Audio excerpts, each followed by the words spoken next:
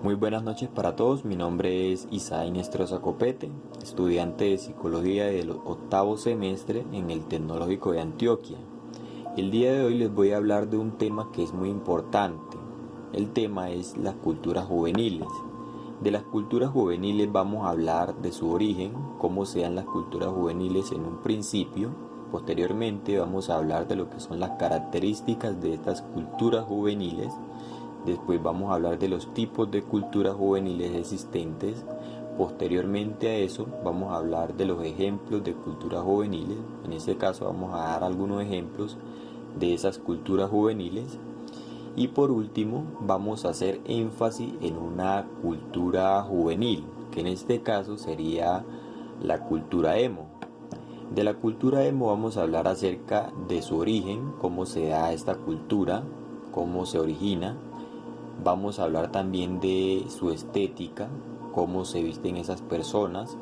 Vamos también a hablar de su ideología, de su personalidad. Vamos a hablar de su cultura, de su música, de su televisión, de su cine. Vamos a hablar de su filosofía. Vamos a hablar de su indefinición sexual. Y por último vamos a plantear una situación en la que se pueda evidenciar cómo se puede hacer una intervención con este tipo de población.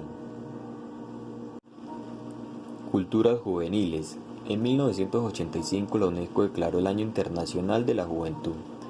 Era hasta ese momento un signo de que las cosas no acababan de ir bien en el mundo de los jóvenes.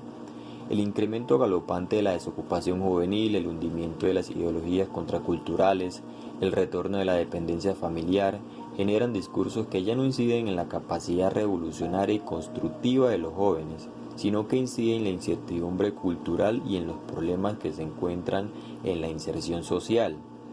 Vivir la juventud ya no era como un complejo de Tarzán, transitar de la naturaleza a la cultura, ni tampoco como el complejo de Peter Pan, resistirse a la adultez sin experimentar la errancia del destino incierto. Se trata quizás de una de las manifestaciones exteriores de eso que se le ha llamado el fin de las ideologías y el fin de la historia. Conviene recordar que la década acabó con la caída del muro de Berlín y el comunismo soviético.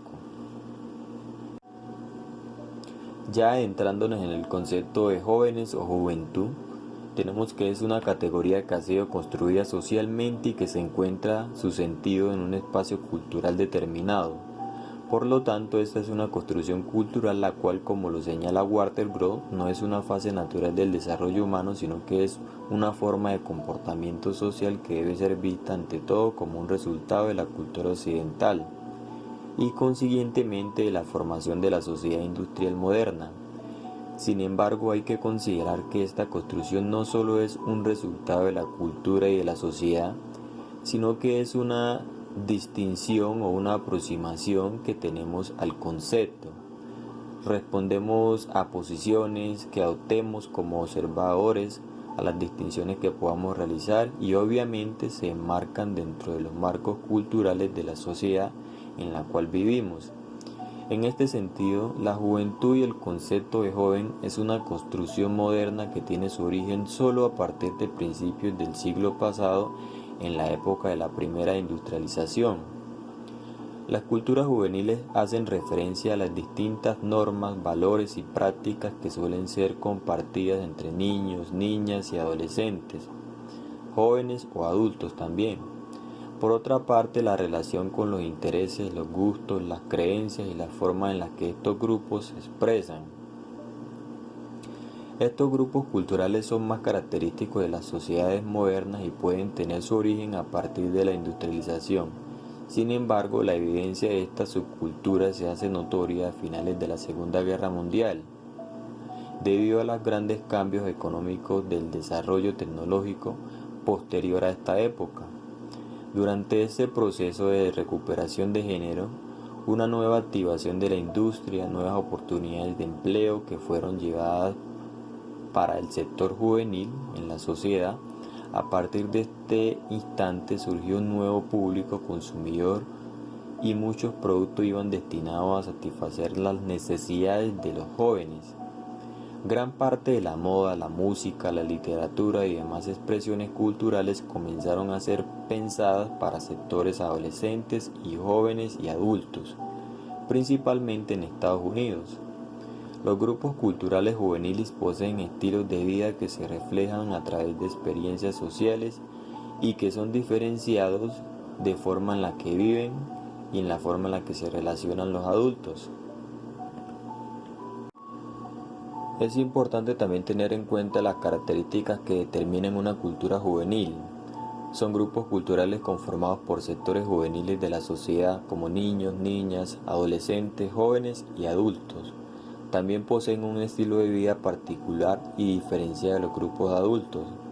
Las características de las culturas juveniles pueden ser vistas a través de diversas perspectivas. Una de ellas tiene que ver con las condiciones sociales que se hablan de la generación, la clase social, la etnia, la nacionalidad, entre otras.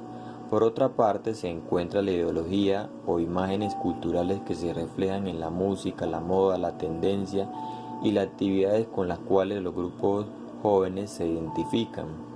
Las culturas juveniles están construidas a su vez por grupos más pequeños y variados. En estos se manifiestan o se encuentran intereses, gustos y comportamientos específicos de grupos juveniles más pequeños que igualmente puedan relacionarse y ubicarse dentro de las culturas juveniles en general. Conozcamos los tipos de culturas juveniles existentes. El concepto de culturas juveniles ha evolucionado a través del tiempo y puede verse reflejado en distintas formas de grupos sociales.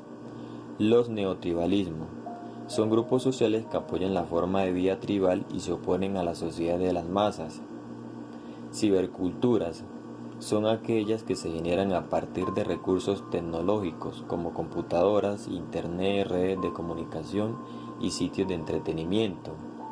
Subcultura se refiere a un grupo más pequeño de personas que comparten una cultura dentro de otra cultura dominante.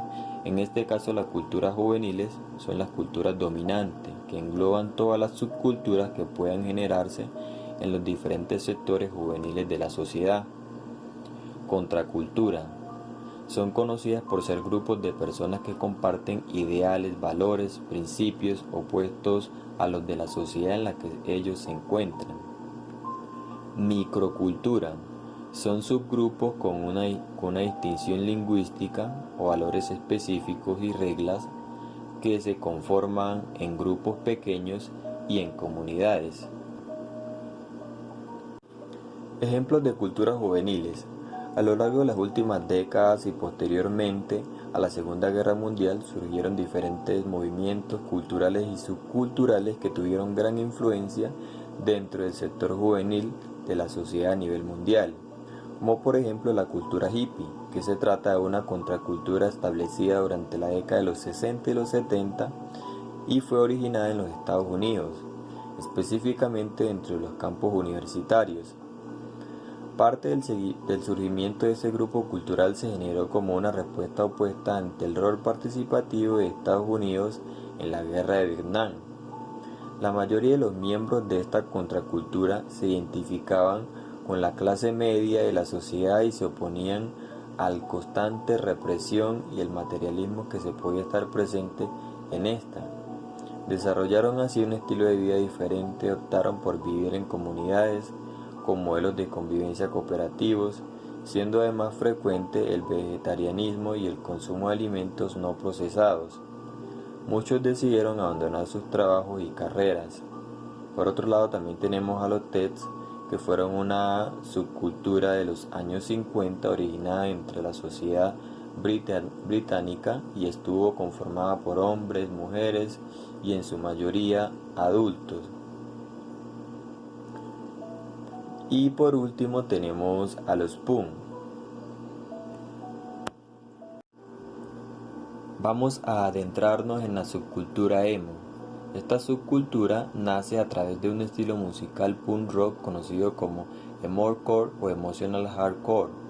A partir de la época de los 80, los grupos fanáticos de esta corriente musical comenzaron a agrupar a personas que se identificaran con el contenido emocional de las letras dentro de este género.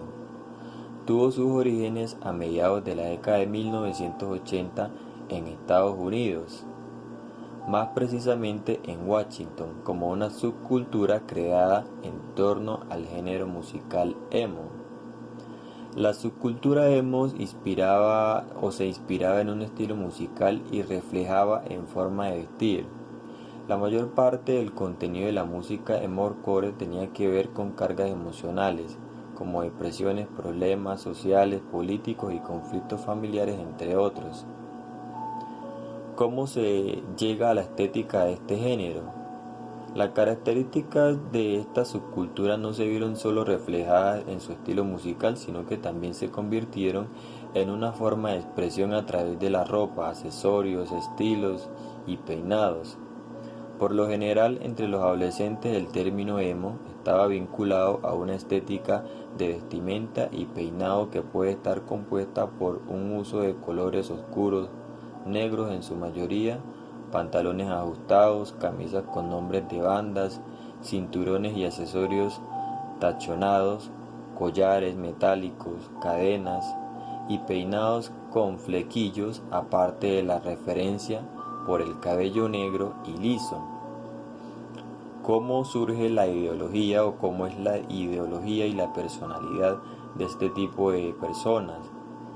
Están asociadas a un carácter especialmente emotivo o emocional. Son muy sensibles, son tímidos, son demasiado introvertidos, entre otras cualidades que se van por esa misma línea. Sin embargo, cabe destacar que el movimiento se ha ido transformando a lo largo de los años y que no necesariamente corresponden a un estereotipo específico. Pasemos a lo que es la cultura musical de este género. También suelen estar identificados con diversos y varios subgéneros musicales de rock, punk, rock, hardcore, punk, que se derivan del emo. El emo irrumpió en los medios de comunicación durante el verano del 2002. Durante este tiempo, muchos fans de la música emo tenían una apariencia de pelo corto, teñido de negro, con flequillo, cortado y hasta la frente. A veces en ocasiones también tenían gafas con marcos gruesos y negros. Y la ropa que ellos vestían era de segunda mano. Esta moda se convirtió en un gran símbolo de identidad que representaba al género emo. Vamos a hablar en este caso también de la televisión y el cine. Los emos sienten una presión especial o un gusto especial por las películas de Tim Burton, sobre todo por El extraño mundo de Jack. En la mayoría se trata de películas de tipo drama romántica y películas con estética gótica, pero a la vez con un cierto contenido emocional. Filosofía emo. Para los que se hacen llamar emo, su personalidad tiene mucho que ver con su exterior. Así, por ejemplo, el estar extremadamente delgado para ellos es sinónimo de la vida que quieren llevar. Esa vida es deprimente y sin sentido, además de que es muy sufrida. Si una persona quiere ser emo, deberá ser delgado a cualquier precio, de lo contrario será rechazado por su comunidad y será llamado como caposo o lámpara. Su indefinición sexual. Su indefinición sexual es común que ambos tengan prácticas homosexuales o bien lo hagan en grupo, casi siempre sin protección, por lo cual la prolongación de virus de VIH en este grupo es demasiado alta. Bueno chicos, finalmente para nosotros poder hacer una intervención con este tipo de población es necesario comprender de que los emos provienen de familias desestructuradas, en las cuales los padres de familia no han sabido ponerle límites ni reglas. Aquí realmente el problema radica en que los padres son representantes de una generación que también careció de figuras de representación de autoridad. Es decir, son personas de entre 35 y 45 años que no creen en nadie, no tienen ideales religiosos ni políticos, y por ende no fueron capaces de transmitirle a sus hijos las reglas, los valores y los límites que deben imperar en una familia. Todo esto lo referenciamos bajo lo que dice el doctor José Jesús González Núñez el presidente horario del Instituto de Investigaciones de Psicología Clínica. El especialista también asegura de que el provenir de familias sin estructura, estos jóvenes no conocieron los efectos positivos como el amor, la confianza en sí mismo, la voluntad de conformar una autoestima alta. Por ello conciben a la vida como un constante sufrimiento. De esa forma, los emos lloran en grupo porque para ellos la vida es únicamente dolor. En este grupo no predomina el principio del placer, sino el sufrimiento y el malestar, lo cual se interioriza en que esta tribu urbana suele autoflagelarse en comparación con otros grupos que buscan el placer a toda costa, por ejemplo los dark o los punk,